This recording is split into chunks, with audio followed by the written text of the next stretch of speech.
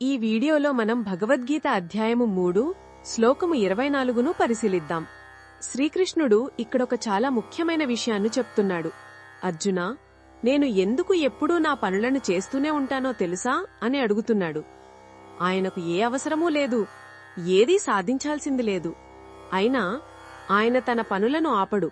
ఎందుకంటే ఒకవేళ నేను నా కర్మలను అంటే నా పనులను చెయ్యకపోతే ఈ లోకాలన్నీ నాశనమైపోతాయి అని చెప్తున్నాడు. ఇది ఎలాగో ఆలోచించండి. ఒక కుటుంబంలో యజమానిగా ఉన్న తండ్రి తన బాధ్యతలను మర్చిపోయి ఏ పని చేయకుండా ఉంటే ఆ కుటుంబం ఏమవుతుంది? పిల్లలకు దారి చూపించేవాళ్లే లేక ఆ కుటుంబం అంతా గందరగోళంలో పడిపోతుంది కదా. అలాగే ఈ సృష్టికంతటికీ తండ్రిలాంటివాడి భగవంతుడు. ఆయనే తన పనులను అంటే సూర్యచంద్రులను నడపడం, ఋతువులను మార్చడం వంటిది ఆపేస్తే ఈ లోకాలన్నీ తలక్రిందులైపోతాయి, జీవరాశి నిలబడలేదు.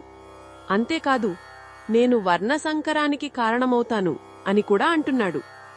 వర్ణసంకరం అంటే కేవలం కులాల కలయిక అని మాత్రమే కాదు.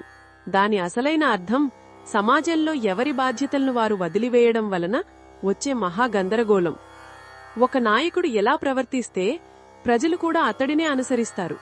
నేను కర్మలను వదిలేస్తే నన్ను చూసి మిగతా వాళ్లందరూ కూడా వాళ్ల ధర్మాలను, బాధ్యతలను వదిలేస్తారు.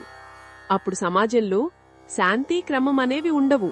దీనివల్ల చివరికి నేను ఈ ప్రజలందరి నాశనానికి కారకుడినవుతాను అని శ్రీకృష్ణుడు తన ఆవేదనను, లోతైన బాధ్యతను తెలియజేస్తున్నాడు.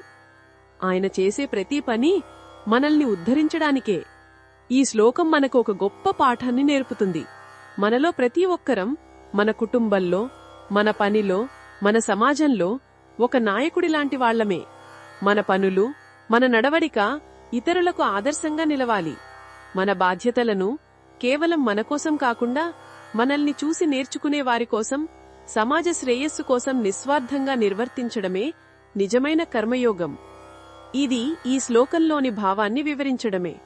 మరిన్ని భగవద్గీత శ్లోకాల అర్థాన్ని తెలుసుకోవాలంటే మా తదుపరి వీడియోలను తప్పకుండా చూడండి.